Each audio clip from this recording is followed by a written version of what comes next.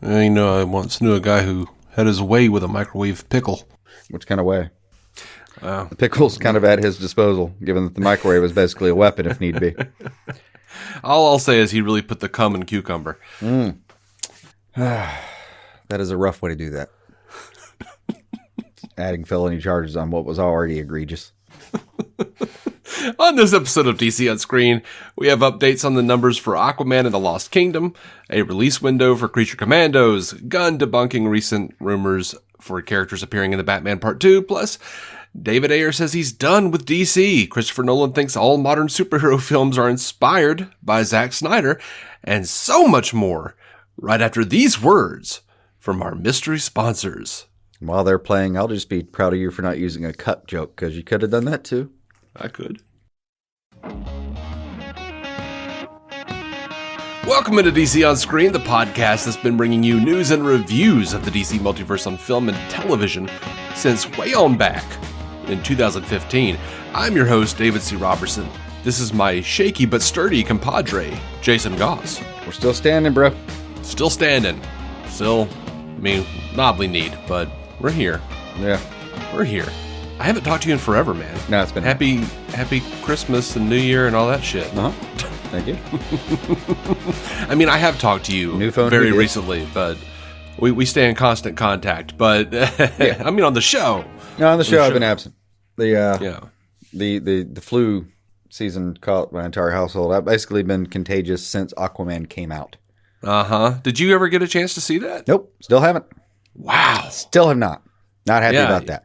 There's a case to be made, though, that, they couldn't even get a host of DC On Screen to to watch their freaking movie. Yeah, and, part of that was because I had obligations that were put off by being sick for, 2 fucking weeks. But, I didn't exactly, call into work or something.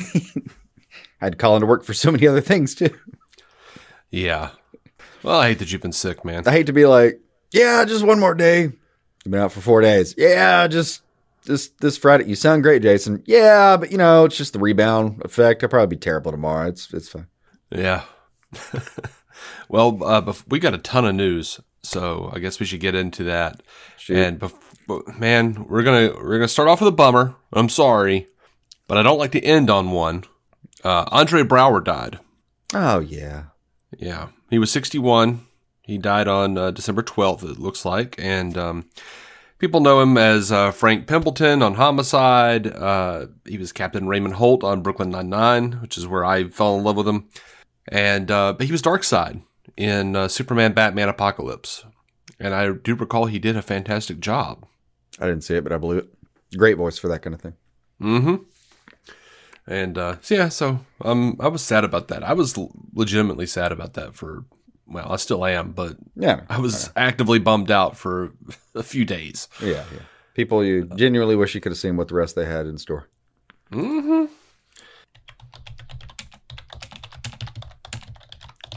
It sounds like you're Googling, what did he have in store? No, I'm not. It was weird timing for that. Edit point. I just realized that Aquaman has changed grosses since I prepped the show. Oh, yeah. No, that is true. Yeah.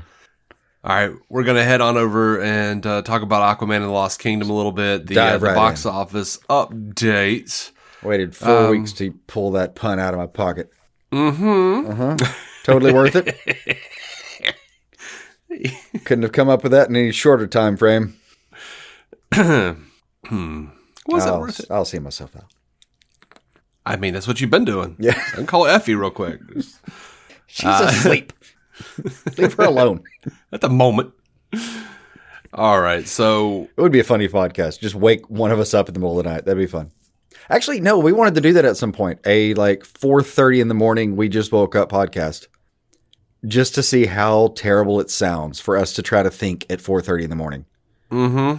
It'd just be a lot of silence and us saying. It would... Yeah, it'd be a lot of trying to block out the memories of dreams and wishing I could still drink coffee.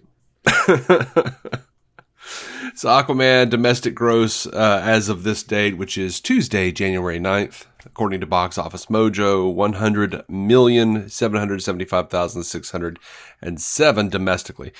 Now, worldwide, though, 337,275,607. And it's not doing great, admittedly, but it did beat the Marvels. And apparently it's beaten the Flash. So, honestly, as new benchmarks go, 337, a few weeks in. Yeah. Not even mad at that. That should be a more realistic, figure than people have been thinking about before. Yeah. It's 18 days. It wasn't going to be 2 billion or something. Yeah. I mean, honestly, it's done better than I thought it would. I agree. I mean, numbers wise, I don't know about like opening weekend versus everything else. I actually tried to avoid that because I couldn't watch it. Mm-hmm. And the opening numbers would have given me like some sense of a spoiler that I didn't want to dive into right then. But like, I mean, that's the thing about this movie. There are no spoilers. I know. It's just, there's nothing like. You told me that it's just basically a very straightforward movie, which is probably going to affect sales in some way. But yeah, Aquaman is kind of, and just numbers wise, I think I could prove it. I think it's doing at 337 kind of as well, given the new climate as you would have expected for Aquaman 1. Yeah. I mean, that thing topped out over $1 billion, I know, but it wasn't, 1.8 billion. It was, right over $1 billion, I think. Maybe 1.2 tops. So, and that was even extraordinary, but just a very different climate. It was at a very, very different climate, but weirdly, it was after the box office failure, like the utter total failure of Justice League. Well, yeah, but that was also, I mean, can't you use that as an excuse to say that like that's even driving the figures more? Yeah, I mean, it was just it's DC movies and the way that they've, what hits and what doesn't just confuses the shit out of me. I know. I mean, I just think it was a matter of people liking that character, that actor, and it being a very pretty film. I'm not even kidding about the pretty film part driving ticket sales because, oh my God, if give me some mushrooms and pot and watch Aquaman, it's probably going to be great. Yeah, and I don't think honestly, I don't think you will dislike Aquaman 2. I don't. I think, I walked out of that going, Jason will love this. No, Jason yeah. will think this is a great film. You said that. I fully expect to enjoy it. And I will tell you a little bit more. You're going to walk out of that movie wanting your own topo. I'm happy to believe that from just the clip. And what was that? The Japanese trailer? Did it ever make it into the American trailer? Yeah, I think so. Yeah. Okay. The one segment, the one moment I saw, I was like, it's going to be fun. Yeah. They have like a small bit where it's like, I don't know, like Atlanta tells like Aquaman, like, oh, you got to take topo. And he's like, the cephalopod? Yeah. And then like later on when he grabs Orm, he's like, yeah, I brought topo. And Orm goes, the cephalopod? This is actually way funnier when I'm imagining their like deep, serious, gruff voices. So yeah, I'm digging that idea. Yeah, and he was a fun little character. I'm sure. Yeah. I will give you this, having not seen it, and that I like hearing that is like that was one of those character choices though in the trailers where you're like, that's going to be either really fun or really shite. Yeah. And I don't know yet.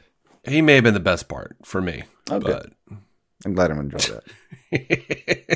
As a pet guy, I think you're going to be very pleased with him.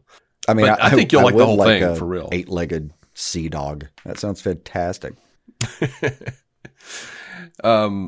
James Gunn, a name that I will be saying a whole lot in this episode, has confirmed a release window for Creature Commandos and said it will be later 2024 when asked.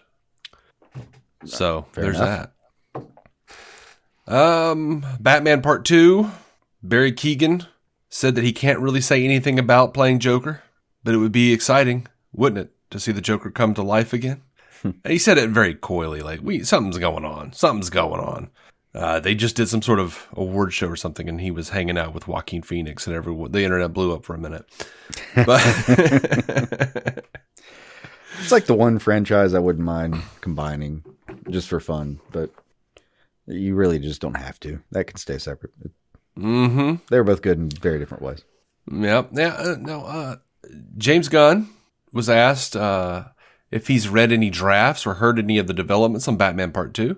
And Gunn says, I heard a pitch, no script yet. But he did, and look, there's this guy, Daniel RPK, I think his name is, and he's a scooper. And I keep telling you guys, of course, I know everyone who listens to this show is too smart to fall for this shit. Don't listen to the scoopers, because he's been talking about, there's Professor Pig, there's Scarecrow, there's all these people. So Gunn responded to recent rumors about Professor Pig, Scarecrow, Clayface, Hush, Dick Grayson, all expected to be in Batman Part 2. Gunn says, totally made up. That's it. I'm glad he puts those things in there because, often after we record and it's a final product, I don't go listen to the final product of our show. So I am not smart enough to avoid this kind of bullshit.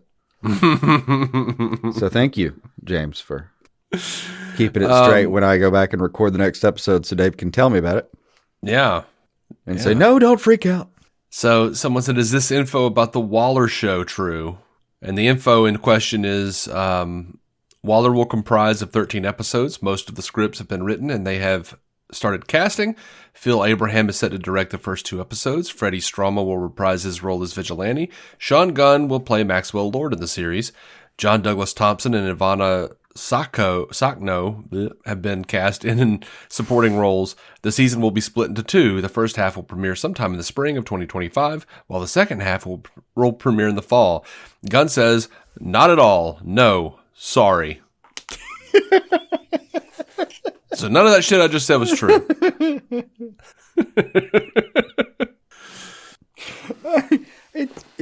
It all sounds like it could be. That's the fun part about Scoopers is like, yeah, man, it all sounds plausible. They just make up a bunch of shit. That's all it is. Hell, was it like 5 years ago or whatever? We used to do a little running bit where we would just make up a story and see if it made sense. It mostly made sense. Yeah. I mean, look, I'm not saying that but like, all of it's trash. I'm just saying that, like, they, even on their best day, a scooper is going to be 100% right, but the information they're getting could be outdated.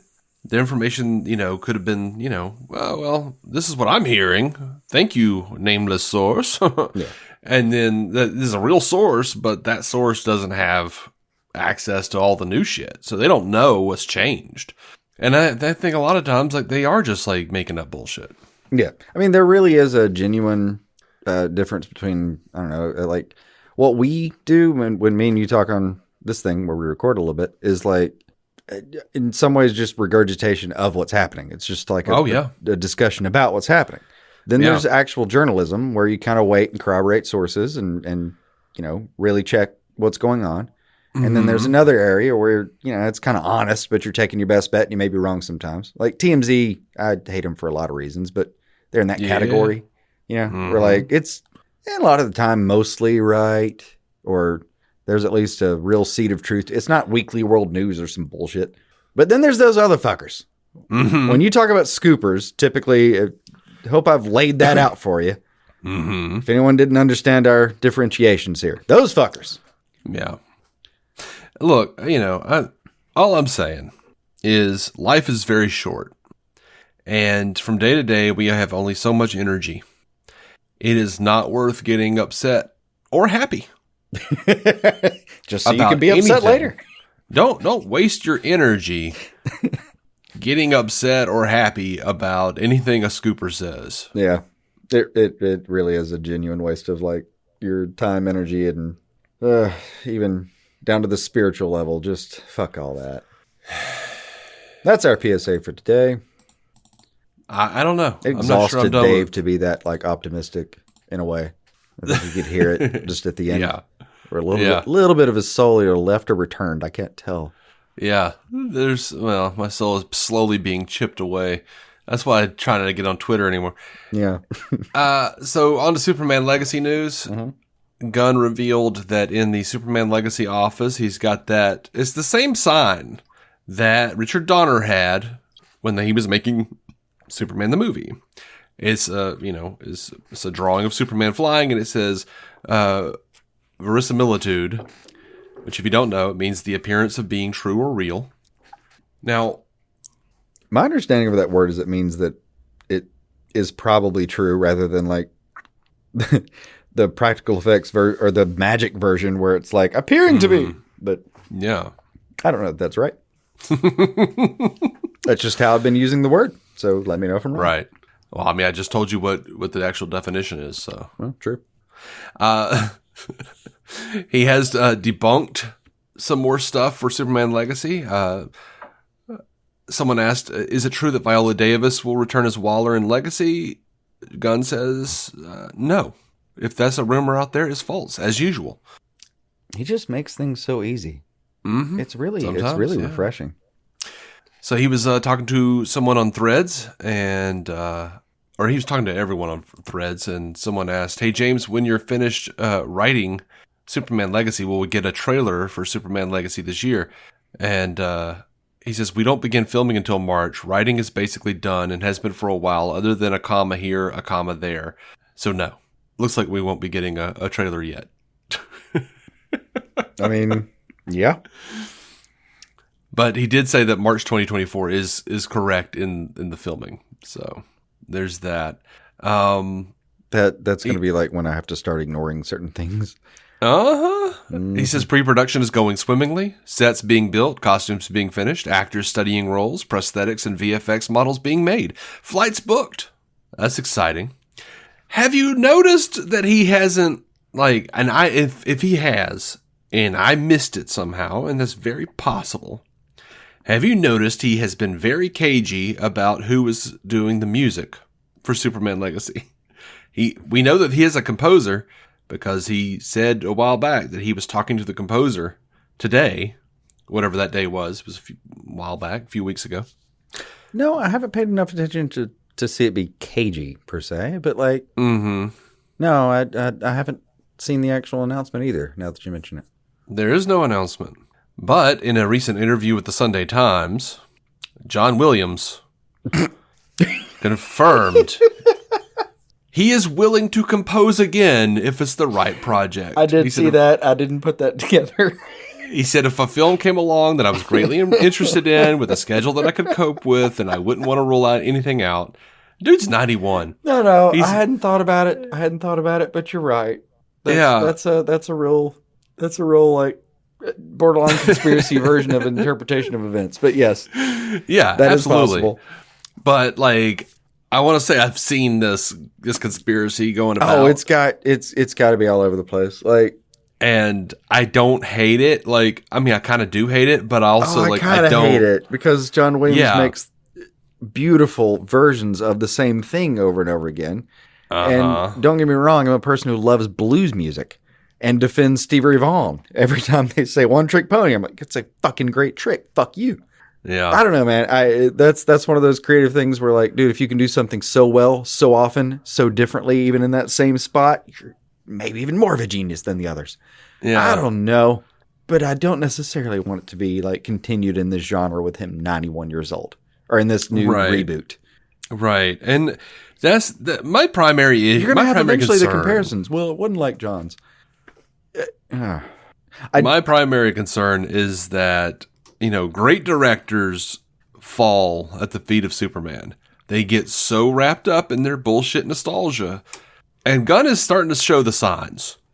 In some ways, I get it. I mean, I still got to finish the Superman versus Hollywood thing. But there's a huge part of the themes of that little history book is what it really is. What you're saying tracks, but I don't know, man. I mostly just wouldn't think it was a good choice for what he has to do, and I don't know. I don't know if he's actually falling into the trap necessarily, or if he's just going for some nostalgia. If he actually did that, but right now, I'm not going to jump to conclusions about whether that's a thing that's really happening. Yeah. I don't want to see Bryan Singer again. I don't want to see more. I don't want to see Donner again. Like we have let's roughly say a movie and a half of Donner. Mm-hmm. And then everyone just keeps jacking off over that dead horse. Just move on. That's my primary concern. I know. I like Superman the movie. I like Superman 2. The worst thing about what you're suggesting that there's a nostalgia black hole is that it will be every generation that just falls back into the hole. Mm-hmm. And as much as we all love that character, and maybe there's something just so primal and about how it affects you as like a 3-year-old just interpreting and remembering parts of the world that, I mean, 2 probably or whatever, but like that age where you're starting to see like, oh my God, Superman, and he can do all these things. And like, I don't know, maybe there's something just that, significant about that you just can't get it out of your head when you're a adult, in your 30s, 40s, 50s, whatever these adults have been that are directing these films that just can't step away from that moment. It's possible, but now what would be cool, because the movie is called Superman Legacy, is if Gunn hired multiple composers, and had them do like updated takes of their classic stuff, and then like had a composer like integrate all of that. Like if you had, Shirley from Superman the Animated Series, and you had John Williams, and you had friggin' Hans Zimmer, and all these people, like, and you had like different, just like little cues, even from the old shit, from like the Fleischer shit, and Adventures of Superman and all that, just really like having elements of all of the great Superman scores combined into one like kick-ass modern score. Like that would be interesting. It would. It is. It's hard to do. I'm sure. I've even just played around with it and like, damn, it's weird. Well, but then again, you have like the dude who does like the meets metal shit, who does it seemingly effortlessly. I know. I mean, that's at least one song though. You don't have to deal with the key, tempo, the whole thing, or pacing even. Like it gets weird, but it can absolutely be done. I mean, it's not. I mean, I think I'd want there'd be nods. There'd be nods to everything. Like especially if I had an hour and a half, 2 hours to tell the story, there could be nods to anything you want. Yeah, I think I would prefer like an original score, but with just like small cues here and there that's like reminiscent of those old scores. Yeah. Anyway, Gunn blasted cameo porn in recent superhero films. Says the whole point is it's not a large film. I mean, not in terms of cast. Superman Legacy, that is. It's normal for single protagonist films to have other characters, much more unusual for them not to. And then someone responded, finally someone who treats characters more than just having character appear on screen for 10 seconds to mark a checkbox. And Gunn says, I call that cameo porn, and it has been one of the worst elements of recent superhero films. If a character is in a film, they have to have a reason to be there story-wise. They don't, James, but I get it. I know where you're coming from, and I dig it. I do like... I agree, but it kind of disagrees with your point that he may be falling into the Superman hole. So we may need to put that in the pros column for now and see how that goes. Yeah. Oh yeah. No, I am not in any way decided. Oh, I know. On where I fall on this. I am just concerned, and I was going to be concerned either way. But no, I see the trajectory. It's a fine point. It could be a thing. There is a rumor out there, an insidious rumor, that Grace Randolph is playing Cat Grant in Superman Legacy. Insidious is a good word. And they asked James if it's true. James says, I'll just say it's my favorite rumor by a country mile. You can take that either way. If I see her, I'm going to be mad, though. Like, how dare you give her any kind of status, James? Dude, if... I've seen some of the interactions, because I'm pretty sure there have been a couple where he just shut her down hard. Oh, definitely. If she's there, it will be as a scooper, like, make fun of yourself kind of role. Yeah, but I still I don't even want her acknowledged on that level. I do agree with that. I don't even want her in a Superman movie. I could just stand to not really ever think about her again, frankly. Yeah. Oh, by the way, he did confirm no Superman art I ever post is ever a hint at the costume. I just like art. Fair enough. Cool, man. Cool. And that's common sense. But every time you post anything, oh my God, he's going to have the trunks. There's no such thing as a loaded or a not loaded, message if you're him at this point. Yeah. I am befuddled by how much people are worried about those son of a bitchin' trunks. I know. I think people just think it's a fun thing to talk about. And I do get it, because the baseline of this is that, why? It's not a functional piece of clothing. So there's a lot to talk about. Mm-hmm. I just don't think it's that deep for me.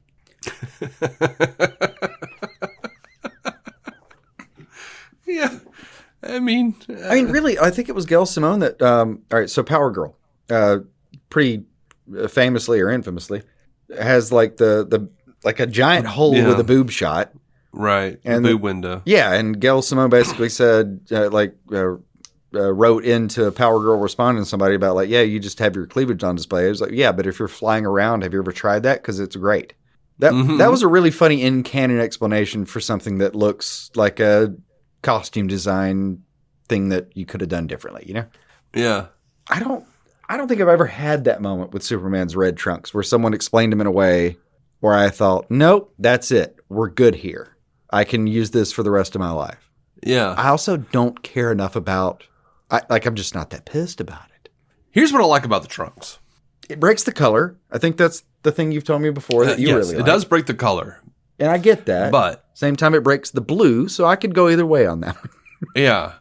The thing is, like, you have like the tight suit. I feel like Clark Kent is so modest and in a way conservative that he just feels more comfortable having on a pair of something over those tights, Yeah, like, but then there's the question, like, well, does he not have underwear actually on?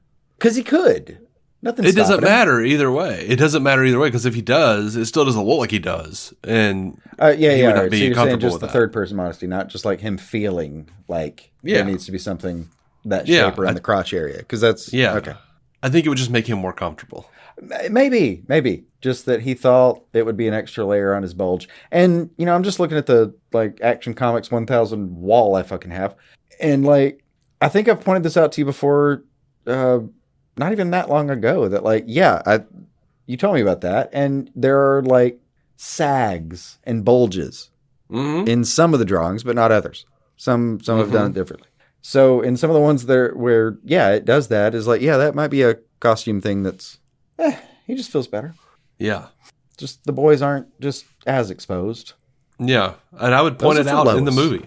I would probably give him the trunks and then have it be a conversation in the movie. Yeah. Like, he's just like, why the trunks? They look stupid. Like, kids look up to me, man. I don't want people seeing my junk, Yep. Or like, just say like, I'm not wearing a cup that covers the tiny bulges. It's just going to be skin tight suit over my dick and balls. So like, I'd like to not put that in some little kid's face. Thank you very much. That's right. Someone asked, you mentioned movies like The Batman and Joker are separate from DCU. How much are you involved in these movies? Do you know what their stories are, or did you read the scripts? Gunn says, Todd had Joker in full swing by the time we came aboard. I've watched and given notes, but it is mostly with WB where it started. Everything moving forward in live action we're involved with. So that's pretty straightforward, man. Like, if it came before, the rest of his story. Yeah, if it came before, man, we too busy to dealing with all this other shit that y'all been doing. Well, even the not too busy part. I mean, every movie I've seen, it hits with his thing about the notes. Like he always says, like, hey man, they asked me about it, and it basically sounds like they ran it by him. He sent an email and said, here's my suggestions, and here's what you absolutely can't do because it'll interfere with what we're doing. Yep. And apparently the Elseworlds branding won't appear on Joker too. Like he says, that branding will not debut until the films we've worked on. That does leave it in a weird gray space. Mm-hmm. I mean, I don't think it does. If you will. As then we'll think about it. Mm-hmm. All right. We're at a good place. You want to take a break? Sure. All right. We'll be right back. All right. We are back from the infamous DC on-screen piss break. Look, y'all, you can piss while you're listening to the show. We can't piss while we're talking. Cord's not that long, and I can't hit the mute button fast enough. Let's talk about Peacemaker 2, man. Gunn says that he is over halfway. The second season is over halfway written. And someone says... Which is way slower than the first one for him. But yeah. But there wasn't a pandemic, to be fair. Yeah, and also he was doing Legacy, and he's been busy. Yeah. He's a busy guy. Yeah. It's a very different environment. Someone asked, won't it be confusing having a season 2 of a different universe? Why not just have it be a new show? James Gunn says, because it's my favorite thing to do. It's the biggest original Mac show ever, and I have a way in. It won't be confusing. Someone else says, is season 2 going to be totally... Like, no, I've got a way to make this make sense. Fuck off. Okay. Yeah. Is season 2 going to be totally different than season 1 because of the reboot? Or is it only going to have slight changes? Gunn says, you'll have to wait and see how that works out. Mm-hmm. Are we really getting a new opening for Peacemaker season 2? Gunn says, yes. They say, will it have a title card relating to the new DCU? Gunn says, yes. Which it makes sense because the first opening was so deeply tied thematically to that season. I mean, it was like you can. Hell, half the people dancing aren't even there anymore. Yes, I mean it. You couldn't just play the thing again. But I'm the most interesting question to me. Tell me if this was asked. Will it be the same music? Ooh, that's an interesting question. Like I haven't seen that. Most of the time, all shows keep their music, even if you redesign a little. So yeah, but that was so specifically choreographed by I think it was Jason Lee's wife. I forget her name. Oh, God. I don't even think I even ever heard that. I think I heard that somewhere. Okay. All right. I'm sure enough that I'm willing to leave that unlooked up and just hope I'm right. Like, there's a weird category of this new age where that's a thing. But, yeah, it was, like you said, it was deeply designed for exactly that. So, yeah, I would be curious. I wouldn't mind hearing that song again. I even liked it. I love that song. And it is deeply against most of my tastes. Yeah. Yeah, I know. And but every time I was at your house, you were playing it. And I was like, okay. We're doing this, I guess. Yeah. It was like a weird anti-hair metal area where it should be that. I mean, in all fairness, though, it wasn't like it was. I don't think that was actually a song recorded in the 80s. I thought it was, but... Well, now I got to look that up. I know. I'm already looking it up. I was certain. But... Really? Did it come out in 2010? Think so.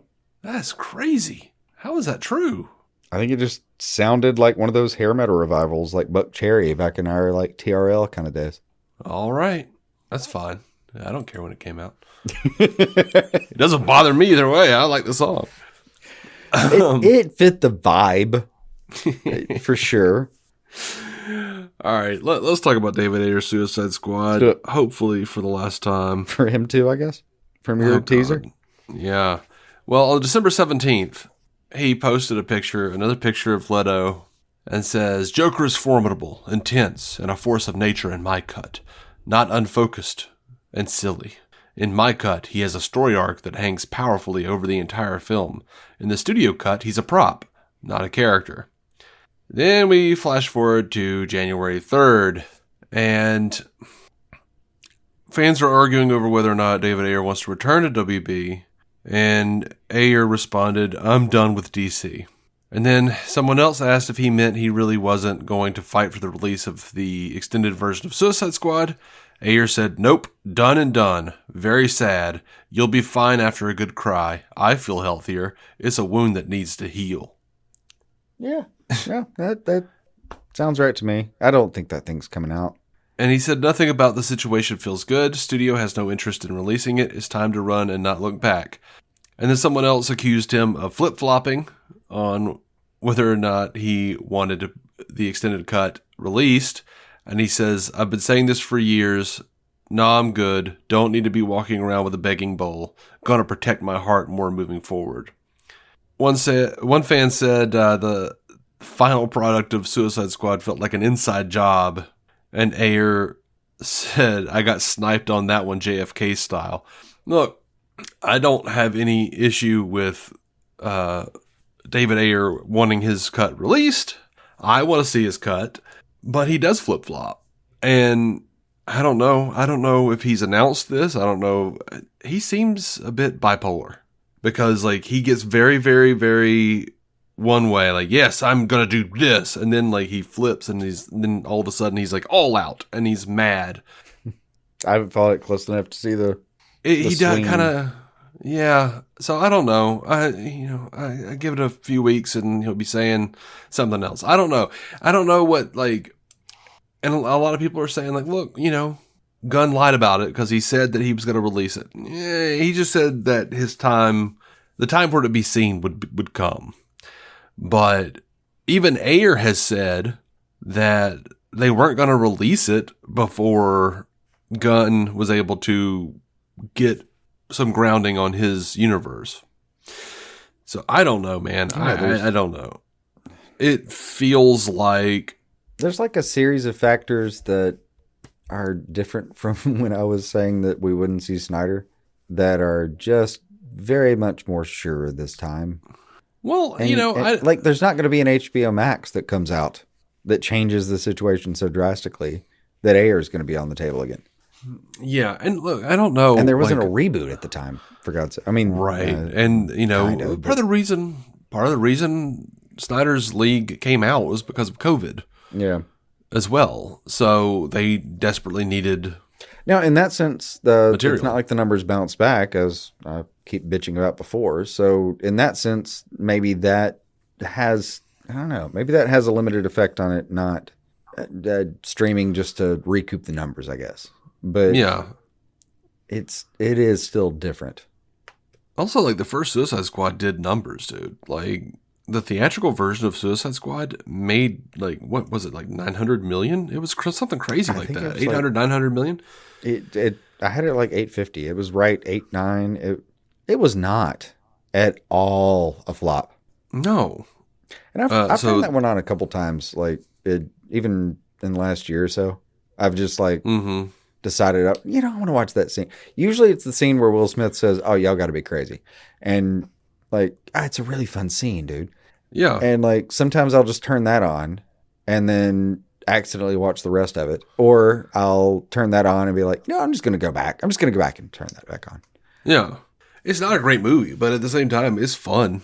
It really is fun. I mean, you can see it more. It's an enjoyable like watch. The more Ayer says about it, you see the holes where he wanted to do something different. Yeah. It hangs together as a movie. I mean, it's not like the second half is just, a complete nightmare. But I mean, it's there. It holds the line, but like it's not as good as I think it would be if we had kept his version, probably. Yeah. On pure spec. Yeah, and I'm not in any way coming out against David Ayer. Like I like the dude as far as being a filmmaker. He does seem to flip flop a bit over the years. I don't know. I just don't know. I don't know what he's dealing with these people. I don't know anything. They keep it so quiet, except for like the little cryptic bits that we get. This person said to David, we just kind of get these like reactions from them. Yeah. This guy says, crazy that the same guy who said he supported you getting this is the guy running DC Studios, the same guy who said that they are autonomous from Warner Brothers proper. We all knew it was performative, so Squad fans would not pounce on him prior to the Suicide Squad. And David Ayer responded, "No one is autonomous in Hollywood. A large film will be presented to a green light committee and the CEO and the corporate board. There are many presentations and sign-offs." Yes, but also you don't know his contract. Yeah. Like, I don't know. I feel like David Ayer is just kind of being a bit of a brat at the moment. I don't know. And I'm not sure. Kind of factual. I mean, not that it was even trying to not take Gunn out of the equation here. Just that's not anything that would have been attached to what Gunn has any say over. Yeah, like the release of the Ayer cut isn't in his purview in any capacity. I right. presume. he was just saying, like, we just read that Gunn was, talking about, like, they don't have any control over what happened before. Like, they're not really involved in what happened before so much. So, just seems weird to be emotional about Gunn and his relationship to that cut in a lot of ways. I mean, well, everyone wants to blame James Gunn for everything. Is the problem. I know, but we have to remember a lot of the before times where like Gunn and the before Ayer, a lot of Gunn and Ayer being very supportive of each other's cuts of the movie. I mean, there's been, it seems weird to interpret it that way solidly. Mm-hmm. They have been very supportive of each other. It sounds like, much as Snyder has been back and forth with the rest of them. Yeah, it sounds like to me, and I might be wrong, and I'm not trying to shit on anybody, but it sounds like right now Ayer is acting out a bit because somebody wound up telling him it was going to be a really long time or never before they released the Ayer cut. Maybe. And, I mean, there was a something push broke down though, and there was a push recently though to get that involved. Yeah, I don't know. It trended for a second. He's probably just having feelings about it. I would. Yeah, it sounds like because he was pushing pretty hard for a while, very recently, and including up till December 17th. Yeah.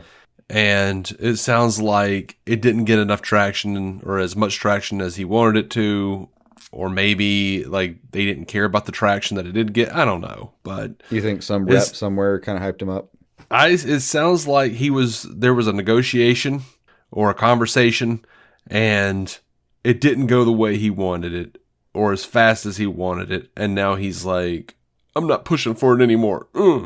And that's the way that's the way it feels. I mean, maybe, but I don't know. That's the way it feels to me. It could, but I don't think I'd be any less frustrated after this many rounds of that up and down. Yeah.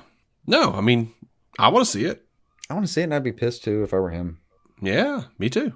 I like for his sake, I actually do hope he steps away from anything related to this company. Yeah, unless they actually give him something cathartic to deal with. The other thing, though, is from a business standpoint, from the standpoint of trying to like build something out, they stand to gain really nothing from releasing it. Yeah, I know. Because if it does numbers on HBO Max or wherever they decided to release it, then they got to play with all that. They've got to have knowledge of what the numbers are and think about what that means. Then they've got to turn around and try to be like, no, we didn't cave. No, you're not getting the Snyderverse. That you're just going to get all these people more upset while Gunn is doing something completely different. It introduces more confusion to the general audience. It is not worth it. Not at all. They would not at this moment. Borderline fantastic, ridiculous version of events. You send an NDA to everyone who might possibly want to watch the movie. Mm-hmm. And say, you have to agree to watch the next movie if I send you this, and shut the fuck up about what you see. But you can have it. Even with NDAs, that's not going to work. I know. They'll still fuck it up. All right, we got a little more info on the inner workings of the of the DC studios here. Someone asked Gunn, what does Peter do while you're off writing and directing away? And Gunn says he runs everything. This person says, considering Peter Safran's emphasis on the administrative side of DC Studios and your focus on the creative side, how often do your workloads coincide? Gunn says, our workloads? Not often, but we talk every day. This person says, I can't imagine that you have the time to read dozens and dozens of scripts from every single writer that you could consider for a project, so how is it that you were able to scout for talent? Do you have, as a studio head, the same way a director has a casting director, someone that brings you a certain amount of scripts from a certain amount of people and select from there? Gunn says, yes, that's what our DC studio team does. This person says, what do you see in Tom King? People hate his guts. Gunn says, he's an amazing writer and a nice guy. He's written at least 4 of the best runs over the last few years. Mr. Miracle, Strange, Woman of Tomorrow, and Human Target. The problem with being successful in the internet age, and he's one of the most successful current comic book writers by any metric, is that there will always be a group of people who hate your guts. Do you and Jim Lee ever have to talk about using specific characters between the movies and the comics? And Gunn says, yes, Jim Lee and us are in constant communication, mostly Peter, to be honest, as I'm usually off working on something creatively. Of course. You sounded like you were about to say something. Oh, Tom King just cracks me up. Like, the only reason that many people hate him is because they don't understand that process. He does very ambitious things. They probably didn't read it. Like, he's just got his head above the clouds enough for the other people to notice they fucked with a character. Mm-hmm. But most of the time he fucks with characters that no one knows about. It's just the ignorance of hating Tom King is, I don't know. I would not understand that. Yeah. I think I wasn't a huge fan of his Batman run at the very beginning, but I never finished it. But I did love Mr. Miracle, and I've loved Woman of Tomorrow and everything else I've read by him. So I'm inclined to go back and read his Batman run, but I also think that some of my issues with what I was reading in this Batman run was it was possibly too close to some of the stuff Scott Snyder was doing in his run of Batman, and I was just kind of tired of that. No, yeah, that fits timing though, but that was a bit of a transition. Because, I think there are several scenes I can think of even that if you just swapped them, I wouldn't know who wrote them. Mm-hmm. But, like, where he took a lot of stories, especially when he got him his own IPs to deal with, was just a very, very different thing. Yeah. I'm so excited. I got, like, a hardback copy of his Rorschach book. I was worried when he said hard, but yeah, I got you. Yeah. Well, I got hard, but I got a copy of that for it was like $7 at Ollie's. No, it's so much fun, dude. Yeah, I'm really looking forward to reading that one. Anyway, it really is better to read all at once. I promise. Yeah, because that was one of the ones that. So King and Garrett's. I've never known if that's supposed to be Garrett's or Jared's. I should look that up sometime. But those two, but not now. Yeah. Those two have put out some stuff, but I think Rorschach was one of the ones that was delayed by a month. I think even more at some point. It was delayed a few times just from various production problems. But I always liked that they didn't actually they didn't put it out. They didn't just put it out anyway. They actually delayed it and put out the version they wanted to put out. I liked that choice. Yeah. I'm very, very intrigued. I really want to see it. Someone asks, I'm kind of curious for things like Matt's DCU Arkham show. Do you have any sort of mandate or embargo against using certain characters?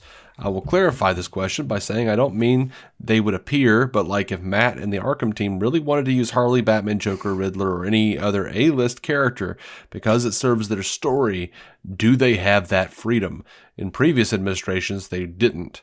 And Gunn says, Peter and I are the curators of DC characters. That means any characters writers want to use in media of any type that's not comic books and a couple of other things, I believe podcasts, DCU or not, has to go through us. So, and I don't think you and I talked about this, so but we can't just throw away our scripts? Or? I know. Did you see that that Matt Reeves is actually working on the Arkham show is going to be DCU? It's not going to be in the Batman universe. Matt Reeves is still developing it, but it's going to be for DCU. No, I didn't. So they just repurposed that entirely? Yeah, they liked it and they bought it for DCU. Cool.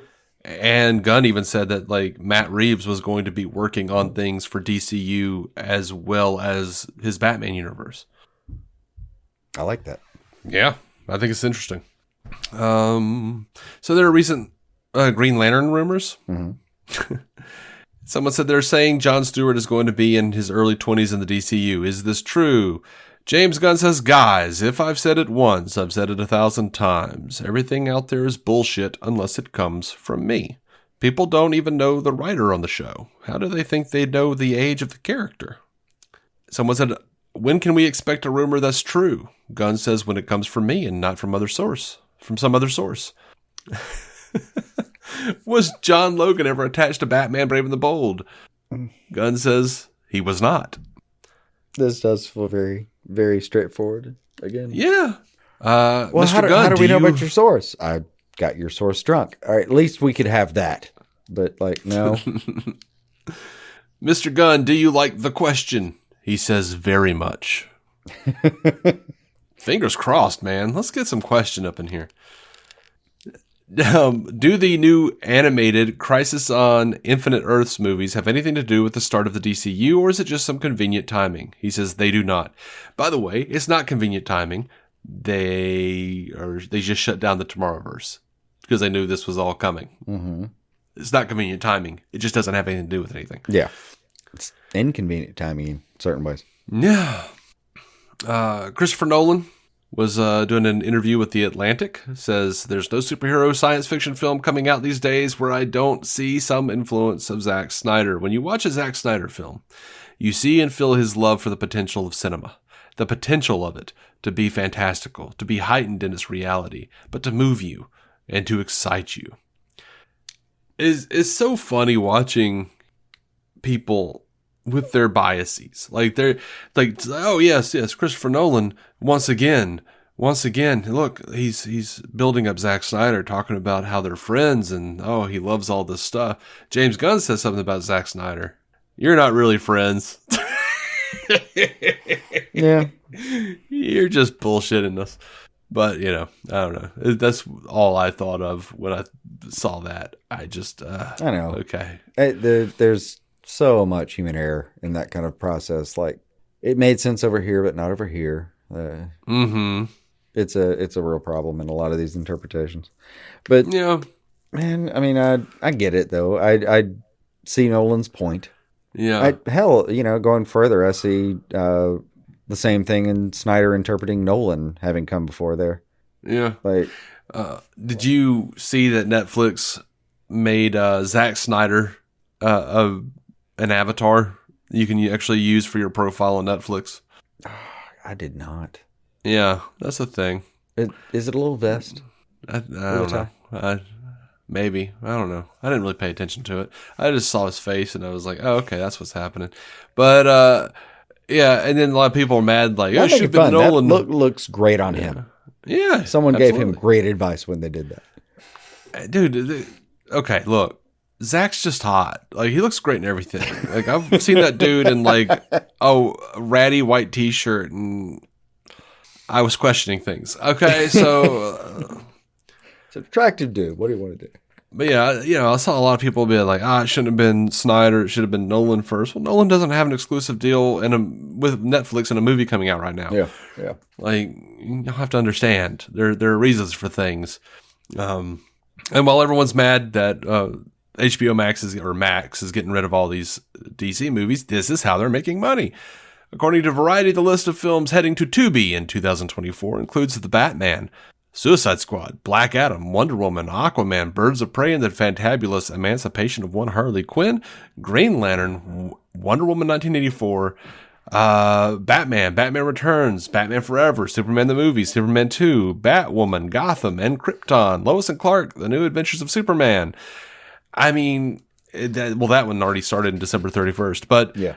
That's how they're making money. Tubi is a free platform that plays the shit out of ads. They have ads. They bought the licensing rights to the movies. That is money in Warner Brothers' pocket. Sorry, the streaming wars didn't happen like we thought they would. Turns out they need to make money. They just do? Yep. Don't know how much better I can explain that. Yeah. Gunn says a unique DC Elseworlds logo will be made. Cool. He says DCU and Elseworlds are all within DC Studios and under me and Peter, but the stories simply aren't interconnected. This person says, what are the chances DC Studios gets a new open logo sequence? The current one has been around for a bit, and with such a momentous shift at the studio, a new and maybe simplified logo sequence would be a really cool way to mark the start of the new continuity. Gunn says it will change with the DCU. And then they said, will the Elseworlds logo be different from the main continuity logo? He says that is the plan, yes. So that long logo, is that the one with all the silhouettes at the end? Yeah. I still hear that with the dump from Titans. Or like, I think it's going to be. I don't know if I'll ever actually replace that. Yeah. I don't think that was the first one I ever saw that with. It's just the one that like played with it the most often. Mm-hmm. Yeah. You've just seen it so many times. Yeah. With that overlaid. So here's an interesting thing. On Threads, Gunn said that he's very excited about Suicide Squad Kill the Justice League, the game. Mm-hmm. And he hopes there will be more titles set in the universe in that universe moving forward. And he also said there were no plans of Suicide Squad being the last game within the Arkhamverse. And then he deleted that statement. Who knows what the hell that means? I saw a sidebar somewhere I didn't get to look at, but there was the suggestion that one of the projectiles that Boomerang will be using in that game is not a boomerang. Mm-hmm. And man, I didn't look into this. That could be complete crap. I don't know. But on the one hand, I thought, oh God, yeah, Boomerang's got to be a lot harder to like plan for in the programming, right? Like that's got to be a little more fucked up than just like a projectile. Yeah. Same time, I get it. That's his name. Well, he's also the teleporting Boomerang. Captain Boomerang. True. Yeah. Just smacks you with it, probably. Yeah. Back of the head. With his dick. Yeah. With his dick. Which is curved. Makes sense. Sharp 45 in the middle. Oh yeah, I thought I somehow left this out, or we talked about it, or I talked about it with Effie, but Gunn did confirm. Right now, Matt Reeves is producing Arkham as a DCU series, and there's just the two for now. Mm-hmm. We love Matt as a director and producer, so he'll be producing stories both within the Batman universe and within the DCU. So there's that. George Clooney says, not enough drugs in the world. He says, I don't think there are enough drugs in the world for me to go back again to play Batman. Yeah. He says, I thought there was such a clamor for me to come back as Batman, as you know. There was a clamor. I actually said, where are my rubber nipples? And they were like, can we do this without the rubber nipples? And I was like, well, it's not really my Batman, is it? It's a fine point. Peter Safran. I would have deeply preferred he had nipples showing out of the shirt he showed up in. Oh, God. That would have been weird. It's a thin sheer fabric, right? Yeah. You can make it darkly colored. Sure. His multiple layers of clothing. He would just have nipples. Yeah. I've put on, suggested shirts and outfits for, say, a wedding or something and said, oh, fuck no, are you kidding me? Uh-huh. This shit exists. That's all I'm saying. Silver dollars, man. Silver dollars. Yeah. Peter Safran, just talking to The Independent. He says, about Momoa. He says, what I hope is that people will really be here to support him on his journey. If it's the end of the journey, fine. If it goes on, that's also fine. His journey's Aquaman, by the way. But I think it has meant so much to him. Not Jack Frost or whatever the fuck. Not dying. He's not passing away. He says, the way James crafted this second film, it feels like a very complete story when you watch the two films together. We'll see what happens with him beyond it. I know that Jason will always have a home at DC and at Warner Brothers. In fact, his next movie is Minecraft.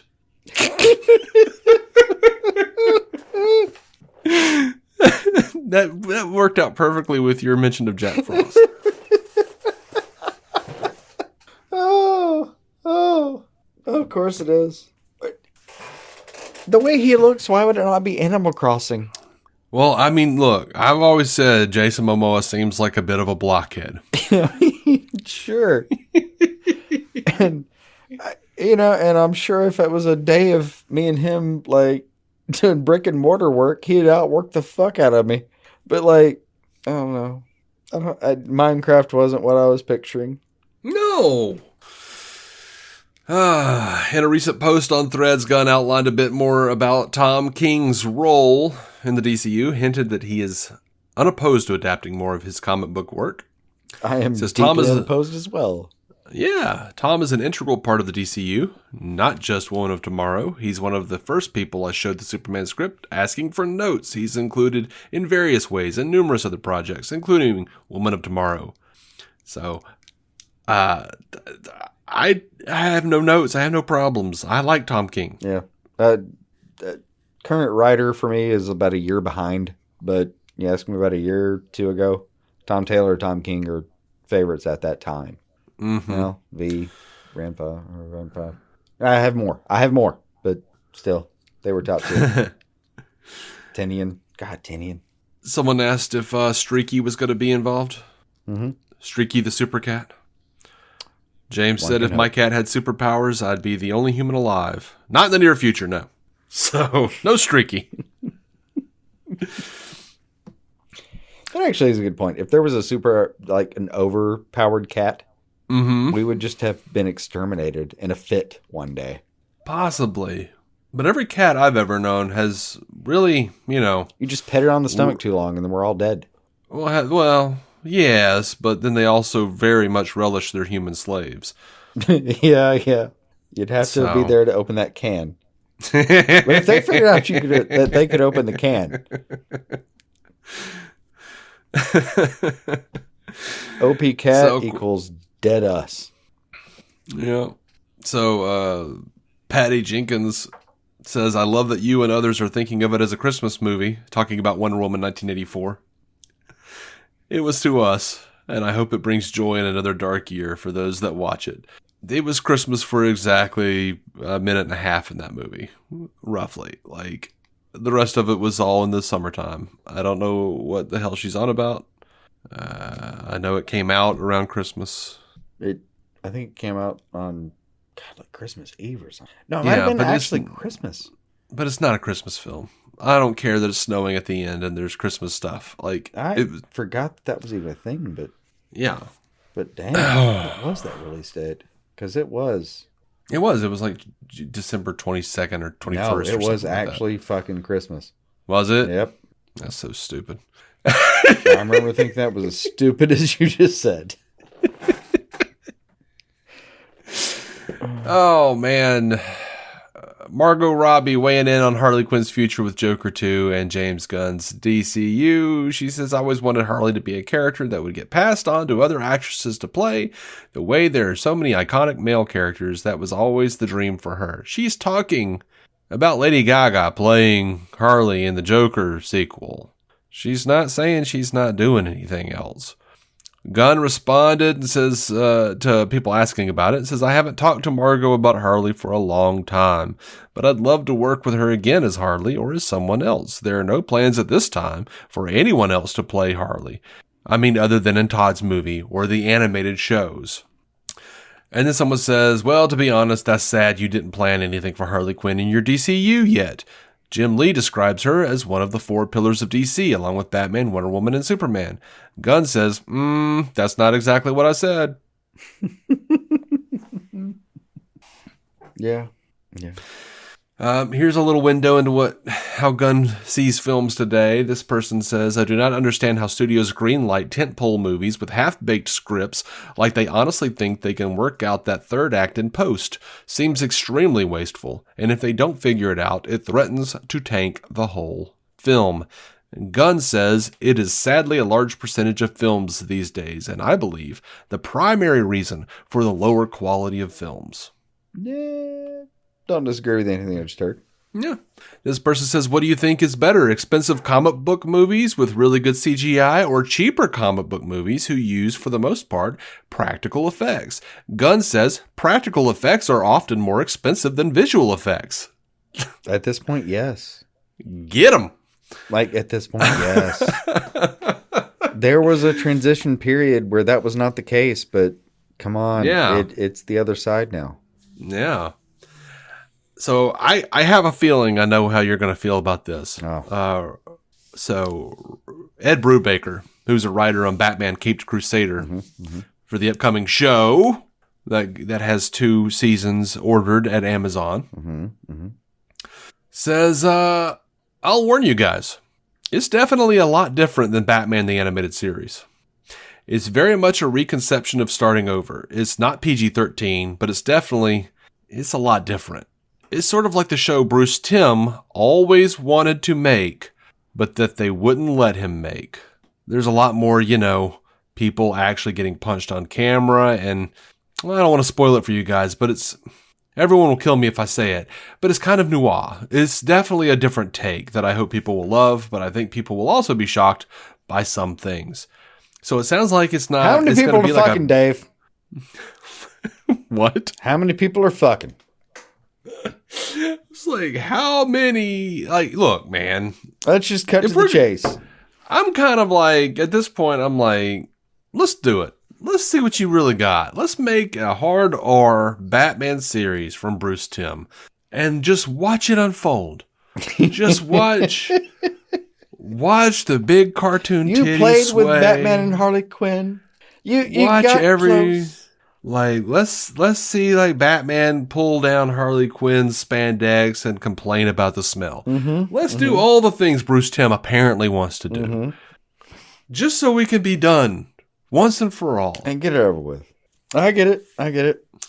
I don't think that's what this will be because it sounds like they can't even really push it to PG-13. That sounds like they're kind of warning people. Yeah. That this kind of became... It's almost like somebody saw the storyboards and realized they couldn't like crawl that back and went, we should warn people. Well... We'll just put it with the marketing team to put something out beforehand because that's not going to be a kid thing. Yeah, well, I don't know if they're going that way because they're like it'll be PG, but we're not going to push it to PG-13. Okay. I don't know how to feel about this. Yeah, but whatever. I guess we'll see what happens, and I'm interested anyway. I feel like what he was warning us about though was like that it was like more noir than Batman animated series. Like, oh yeah. I mean, I don't think it was necessarily sure that. Like, it's just it was going to be R-rated. I'm sure that's the end goal. It's Bruce Timm, and that's where everything goes these days with him. So yeah. Well, that's it, man. That's all I've got. Oh, shit. That's it. We blew through it. We got there. It's at least an hour and a half short. I know. First episode of the new year. We were going to make this like a part 3, so we just had, a couple months off. But all right, if you just want to put it out as one, that's fine. Yeah, I'm good. Hey, patreon.com/DC on screen. You can join the community for free, and $1 a month gets you that, plus every episode ad free. And then $5 a month gets you all that, plus whatever random thing we decide to put out. And I've started posting stuff from social media, so you don't have to follow us on Twitter or X or Threads. There's so many these days. Just go and hang out at the Patreon for free and you'll see what we're posting. Sound good? Was I supposed to respond for me or them? No one was supposed to respond. Just us in general. Yeah. I'm just trying to be supportive, man. I understand. Love you. Love you too, buddy. I'm glad to have you back. Hey. And, next week when Effie fills in for you again, I'll be sad. But we had a weird, dark, fever-filled time. Stop getting sick, you I think all is well. Yeah. All right. Yeah, it's been rough. I want daycare to end. Thank you so much for listening, the heart of all fevers. Yeah, it is. Yeah, it is. All right. I'm out. Until next time, keep some DC on your screen. Bye. Hey, thanks for listening to DC on Screen. Our theme song is by Jason Goss and Michael Shackelford of Galactic Engineers. The incidental music is by Michael Shackelford and Kevin MacLeod. You can rate the show on Spotify or rate and review us on Apple Podcasts. Doing that really helps push our show to new listeners, so your help would be much appreciated. You can also contact the show at DC On Screen on Twitter, Instagram, and Facebook, or email us at dconscreen@gmail.com. To become a patron and get ad-free episodes and exclusive content, go to patreon.com/DCOnScreen. Your reviews and feedback may end up on a future episode of DC On Screen. DC On Screen is a production of Maladjusted.tv in association with Stranded Panda. If you haven't already, please be sure to subscribe on Apple Podcasts, Spotify, or whatever damn platform you use.